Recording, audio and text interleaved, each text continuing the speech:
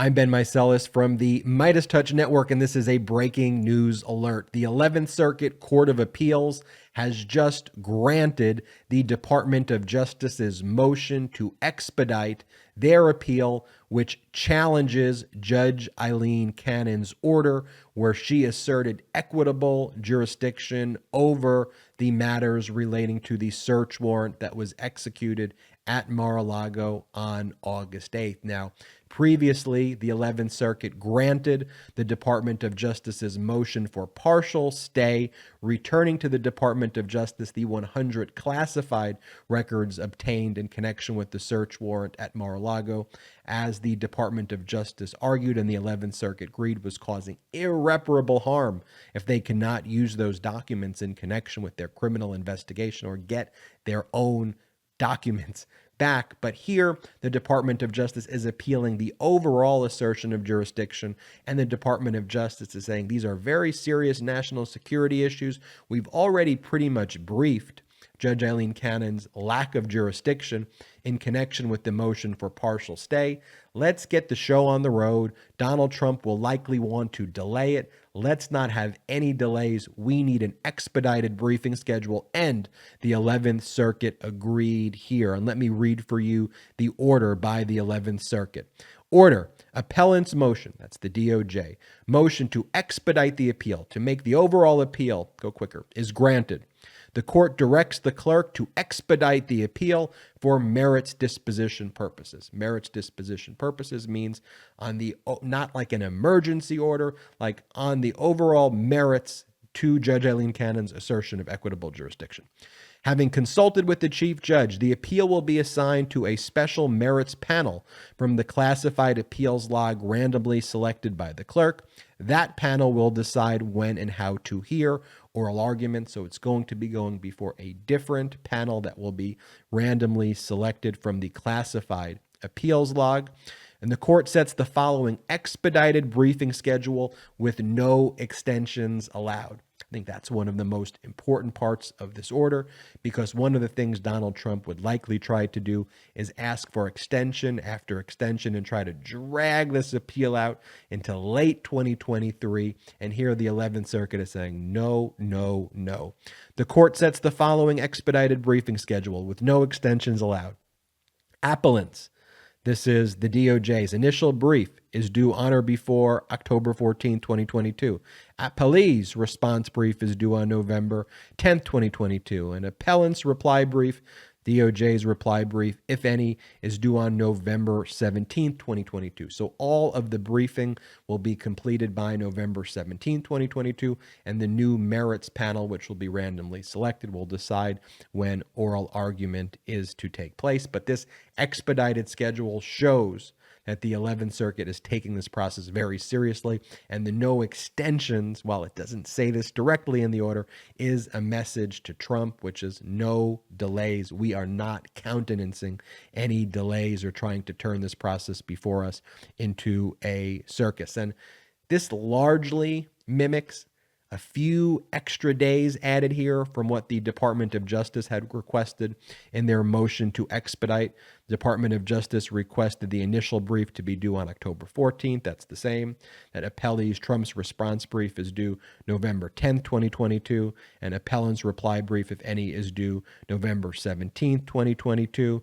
So here we're really talking about the final briefing being due November 21 versus what the Department of Justice initially requested, which was November 17th of 2022. Now, you'll recall that the motion to expedite the appeal was filed last Friday by the Department of Justice after Judge Aileen Cannon overruled the recommendations of the special master, the independent neutral judge, a very well-respected judge from the Eastern District of New York, Judge Raymond Dearie, and he had required Donald Trump to file an affidavit basically saying whether or not the evidence log presented by the FBI and the DOJ was a valid one, or if Donald Trump claimed there was evidence that was planted or he thought was not at his premises, to state it in a declaration under penalty of perjury.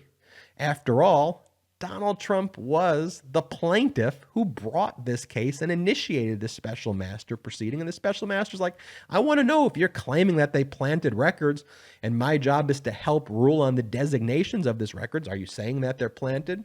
Judge Aileen Cannon, who Trump appointed in 2020, member of the Federalist Society, she swoops in and says Donald Trump doesn't need to file an affidavit.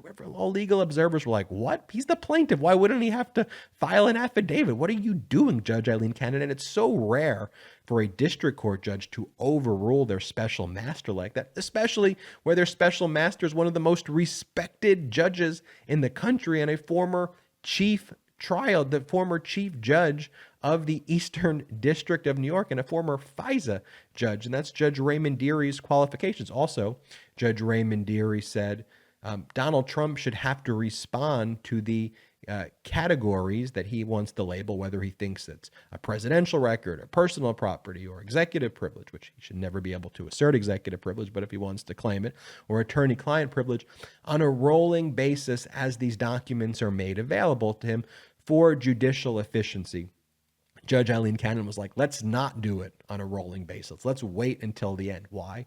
Because she wanted to delay and delay and delay this process. And finally, Judge Raymond Deary said, I'd like to see some briefing, whether or not it should even be my decision or Judge Aileen Cannon's decision to make determinations on return of property under Federal Rule of Criminal Procedure 41G, because isn't that a decision that should be made by Magistrate Judge Reinhardt, who issued the warrant and found probable cause? Judge Aileen Cannon swooped in and said, no, I asserted equitable jurisdiction.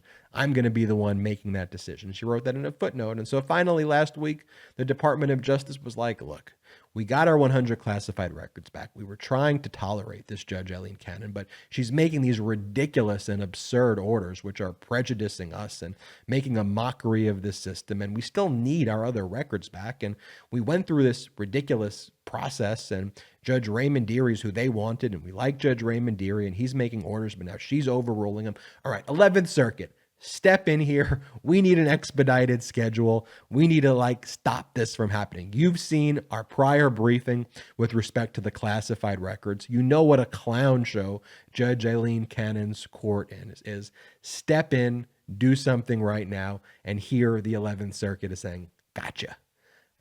We're granting the motion for an expedited briefing schedule. We're going to hear this thing quickly. No extensions, no delays. And it shows the 11th Circuit recognizes their real national security interest here and that they're taking this seriously. Otherwise, they would reject it. Now, there's that one other development that we talked about in prior videos here at the MeidasTouch Network, which is that Trump has filed an application to vacate the 11th Circuit's order for partial stay, returning those classified records. And he's asking the Supreme Court, and Clarence Thomas is the judge who is appointed to oversee emergency orders for the 11th Circuit. That's why this emergency application to vacate the 11th Circuit's order granting the partial stay and returning the records to the Department of Justice. That's why that is directed to Justice Clarence Thomas at the Supreme Court. And Trump is asking Clarence Thomas to issue an emergency order to vacate the 11th Circuit's order. Now, I talked about this in the prior video, so I'm not going to get so much in the weeds here, but the Supreme Court assigns its justices to oversee different circuit courts and make emergency orders. Clarence Thomas had previously been assigned to the 11th Circuit.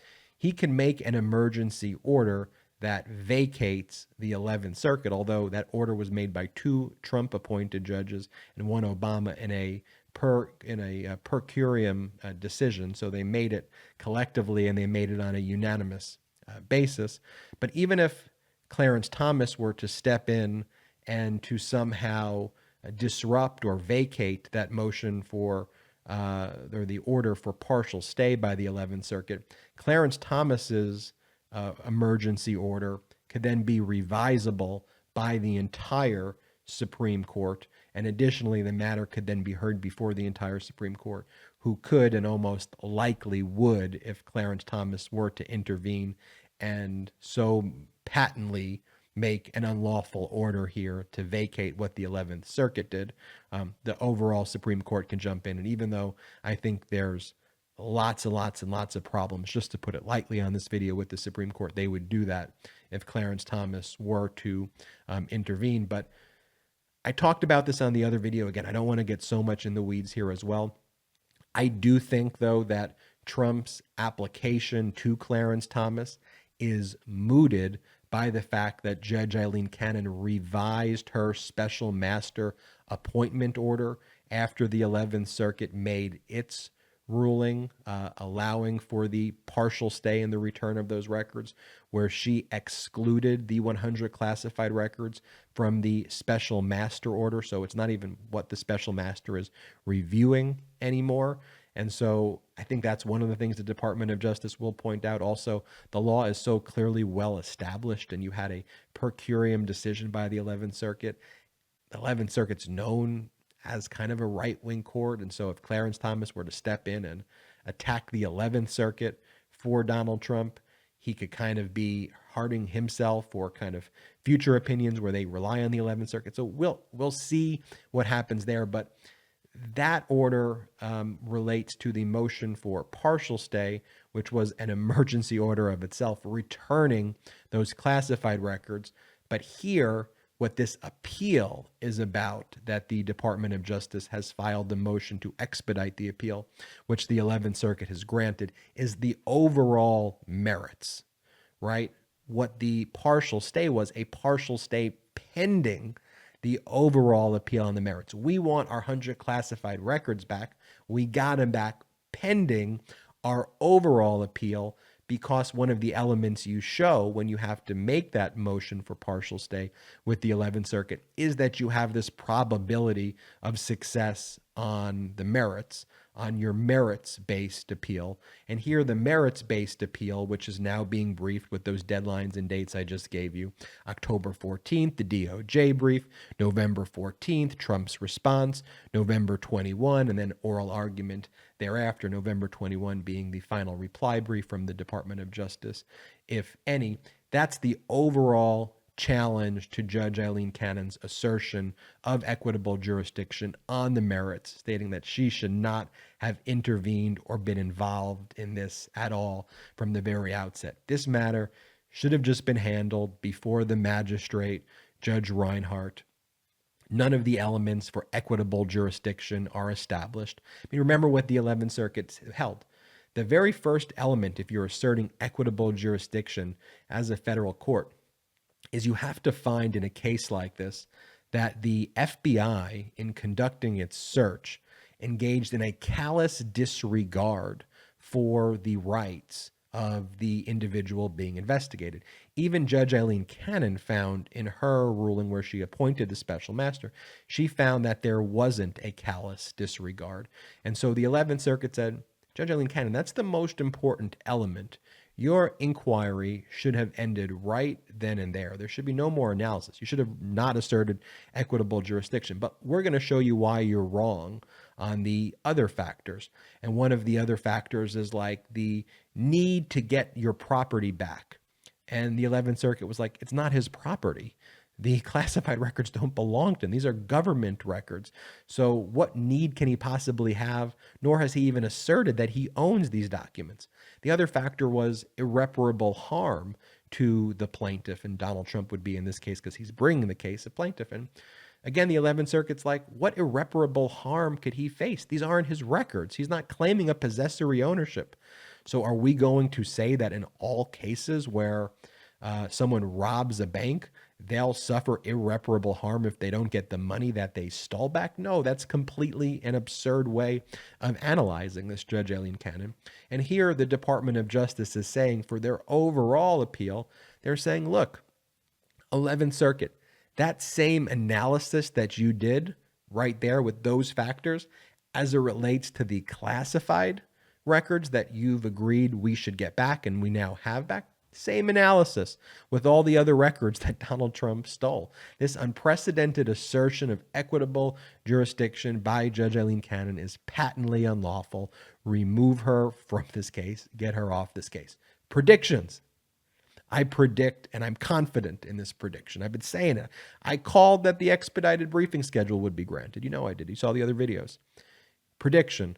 By mid-December, the latest, I believe. Unless this oral argument is scheduled thereafter. But by mid-December, possibly earlier, Judge Aileen Cannon is going to be removed from this case. The 11th Circuit is going to find she should never have asserted equitable jurisdiction in the first place, and that whole process is going to be shut down. Whether it happens in December, that's my prediction. It's going to happen, though. Her assertion, I see in the comments, what right does she have to assert jurisdiction? None. She doesn't, but she went rogue. That's the problem. And when a judge goes rogue like that, the problem is you have to go through these steps. You got to appeal it to overturn the judge that goes rogue. That could take time, but here the Department of Justice said, let's expedite the time. And the 11th Circuit was like, yeah, let's expedite the time. They wouldn't be doing that if they thought what she did was normal, okay? That's how we know this is moving in the right direction. So a lot of things going on, but when you break it down like that, pretty simple, huh? Anyway, I'm Ben Meiselas from the MeidasTouch Network. Hey, hit the subscribe button right now. We're on our way to 1 million subscribers, thanks to you. And if you want to support independent journalism like what you just saw, I always get asked, no matter where you live in the world, here's how you can get involved. Go to patreon.com/MeidasTouch. patreon.com/MeidasTouch.